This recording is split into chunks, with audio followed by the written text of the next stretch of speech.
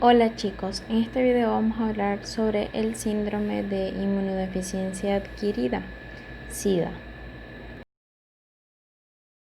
¿Qué es el síndrome de inmunodeficiencia adquirida?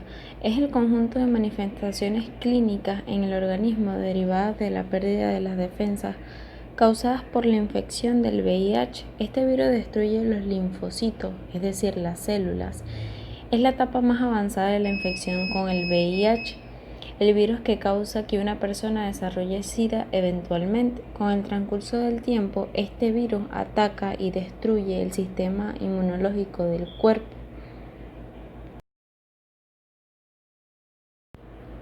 Etiología del síndrome de inmunodeficiencia adquirida.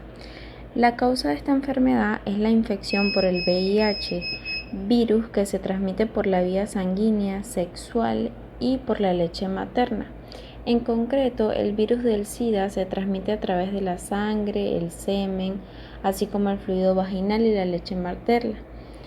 El VIH puede introducirse en el organismo por el recto, la vagina, el pene, la boca u otras mucosas como el interior de la nariz o directamente a través de las venas. Las vías de contagio más frecuentes en esta enfermedad son por relaciones sexuales, vaginal, oral o anal, con una persona infectada por el VIH, al compartir agujas, material de inyección o de consumo de drogas, o por la llamada transmisión vertical de madre a hijo. También se puede contraer el virus al ser receptor de una transfusión de sangre. Debido a que la infección con el VIH frecuentemente no presenta síntomas por años, una persona puede tener VIH por mucho tiempo y no saberlo.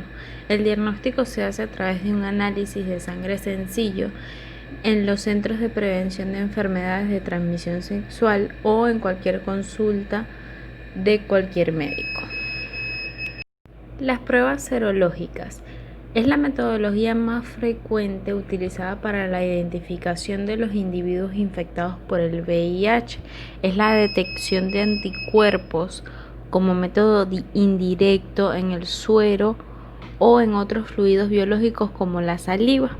Sin embargo, es preferible suero, ya que en el resto de fluidos biológicos la concentración de anticuerpos menor y hace más difícil su detección, pudiendo dar lugar a falsos negativos. La presencia de anticuerpos anti-VIH indica el estado del portador actual, ya que su presencia no refleja una erradicación del virus, dado que no son anticuerpos neutralizantes. Ahora bien, en los pocos casos en los que pudiera quedar duda de la identificación de personas infectadas con el VIH, existen pruebas complementarias para la confirmación de este diagnóstico, como el Western blot. Este Western blot es una técnica de laboratorio utilizado para detectar una proteína específica en una muestra de sangre o tejido. Otra prueba con la que podemos comprobar o diagnosticar si el paciente está infectado por el VIH o no es la prueba ELISA, que quiere decir enzimo inmunoanálisis de absorción.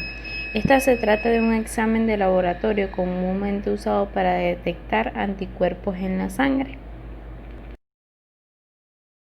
En el control de laboratorio de pacientes con síndrome de inmunodeficiencia adquirida hay que tener en cuenta que van a haber unas visitas iniciales en las que se debe obtener la historia clínica completa del paciente, incluyendo antecedentes de viajes y vacunas.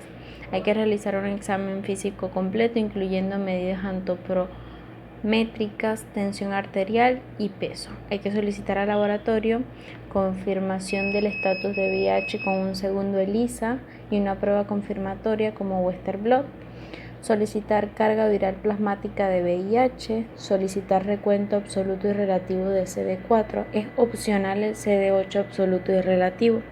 Hay que solicitar un hemograma completo con enzimas hepáticas, glucemia, urea, creatinina y colesterol. El HDL, LDL, triglicéridos, orina completa. Hay que descartar infecciones de transmisión sexual. Hay que hacer una evaluación de riesgo cardiovascular, incluyendo tabaquismo, dieta habitual y peso. Riesgo cardiovascular con score de Framingham. Solicitar PAP cervical en mujeres, que debe realizarse cada 6-12 meses, evaluar condición social y psicológica, y hay que administrar vacunas correspondientes. Por otra parte, también vamos a tener visitas de seguimiento cada 4 a 6 meses, en las que se debe tener en cuenta el hemograma, el recuento de CD4 absoluto y relativo, la carga viral plasmática y evaluar la adherencia al tratamiento antirretroviral. Y las visitas de seguimiento, que son cada año, hay que tener en cuenta el examen físico, reevaluar situación social y psicológica, reevaluar tabaquismo y dieta habitual, repetir serología, solicitar enzimas hepáticas, glucemia, urea, creatinina, colesterol, HDL, LDL, triglicéridos, solicitar PAP cervical, solicitar ecografía abdominal en pacientes con hepatitis crónica.